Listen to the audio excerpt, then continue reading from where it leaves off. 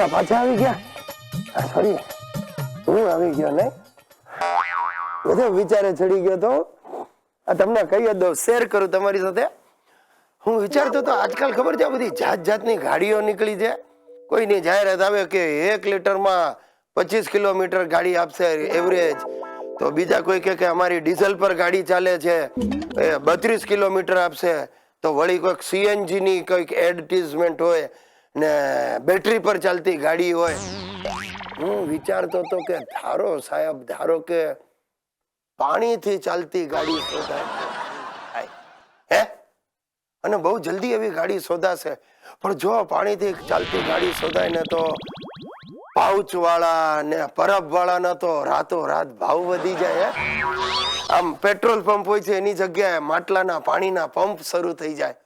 આમ high class tip ટોપ ગાડી હોય એને માટે મિનરલ વોટર, એનાથી નીચેની કોઈ ગાડી હોય મીડિયમ ક્લાસની તો એને માટે મ્યુનિસિપાલિટીનું પાણી, આપણી મોટરસાયકલો માટે બોરવેલનું પાણી, અને સાલા રિક્ષા વાળાઓ આમે પેટ્રોલમાં ઘાસલેટ તો ભેગું કરતા જ હોય છે, ગટરનું પાણી મિક્સ કરતા થઈ જાય. ગજબ થઈ જાય સાહેબ, ગજબ થઈ જાય. અને મને તો એવું લાગે છે કે આ ભેળસેળિયાઓ ચાન્સ મળે ને તો રસ્તા પરના શૌચાલયમાંથી અંડરગ્રાઉન્ડ કનેક્શનો લઈ લે, એનો પણ સદુપયોગ. સાહેબ ગૃહિણી તો રાજી થઈ જાય, કારણ કે પછી ખોટું પાણી તો બગાડાય જ નહીં, એટલે ઘરમાં પોતા મારવાનું બંધ, ડ્રાય ક્લીનિંગ ચાલુ.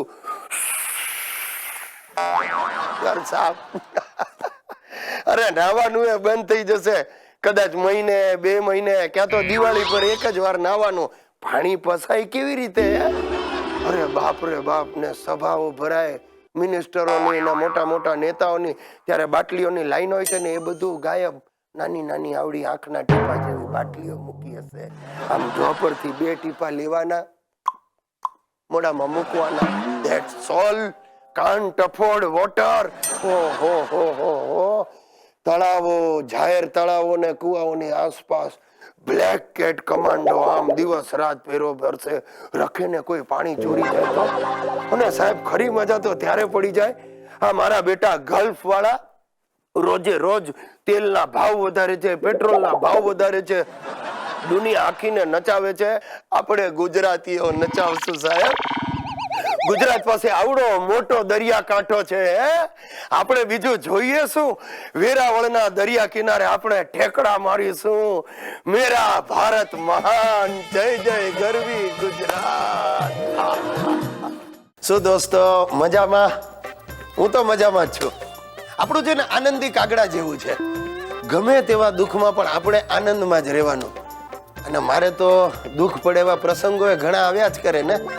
હમણાં થોડા દિવસ પહેલા અમારી સોસાયટીના મિત્રોએ ચાલતા અંબાજી જવાનું નક્કી કર્યું, અને સૌથી પહેલી તૈયાર થઈ ગઈ મારી સુશીલા. હવે ચાલતા જવાનું મારું કામ છે, હું સોસાયટીના કમ્પાઉન્ડમાં નથી ચાલતો. બોલો, આપણે શું ઘરેથી નીચે ઉતર્યા, કિક મારી સીધા ઓફિસ, ઓફિસથી ઉતર્યા કિક મારી સીધા ઘર ભેગા. હવે સુશલી આગળ મારું કાંઈ ચાલે નહીં, એટલે મેં ચાલતા જવાની હા પાડી. હવે થયું એવું સાહેબ, ચંડોળા તળાવ સુધી અમે પહોંચ્યા ને ત્યાં તો કોણ જાણે કેમ મને કાંઈ હાફરો ચડ્યો, પરસેવે રેબઝેબ થઈ ગયો. અરે આમ ફેફસા ધમણની જેમ ચાલવા માંડ્યા, અને આંખે અંધાર આવી ગયા ને હું રસ્તા વચ્ચે ઢગલો થઈને પડી ગયો. બધા ગભરાઈ ગયા.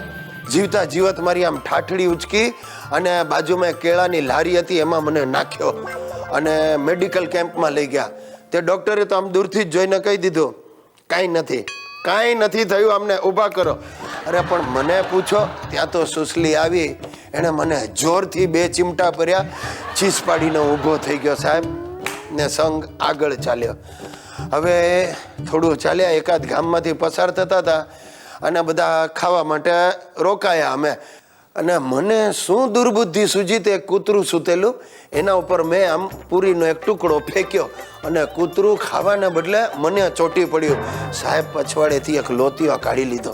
અરે મારી તો ચીસ નીકળી ગઈ, અને બૈરાઓ બધા કીકી કરીને હસવા લાગ્યા.